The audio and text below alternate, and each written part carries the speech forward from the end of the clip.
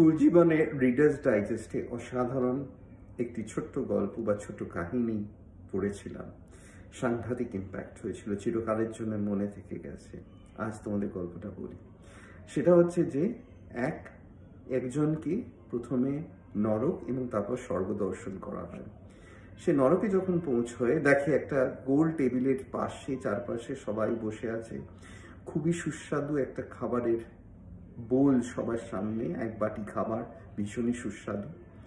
কিন্তু সবাই কাঁদছে, কেউ খেতে পারছে না, কারণ তাদের প্রত্যেকের হাতে দুহাত সমান একটা হাতা বা চামচ লাগানো আছে, যেটা খেতে গেলে কিছুতেই নিজের মুখে পৌঁছচ্ছে না। এবার তাকে স্বর্গে নিয়ে যাওয়া হয়েছে। স্বর্গে সেই একই ঘটনা, একই টেবিল, একই কিছু মানুষ গোল হয়ে বসে আছে, একই বোল, তার মধ্যে একই ধরনের খাবার। এখানেও মজার কথা, সেই দুহাত লম্বা চামচ বা হাতা তার হাতে লাগানো আছে, কিন্তু এখানে কেউ কাঁদছে না, কারণ একে অন্যকে খাইয়ে দিচ্ছে। অসাধারণ লেগেছিল। আজ মনে হয় যে এই প্রথম সিচুয়েশনে আমরা বাস করছি। কেউ কারুর ভালো চায় না, নিজের ক্ষতি হলেও কেউ কাউকে খাওয়াবে না। এটা নরক নয়, নরকে বোধহয় যেতে হবে না।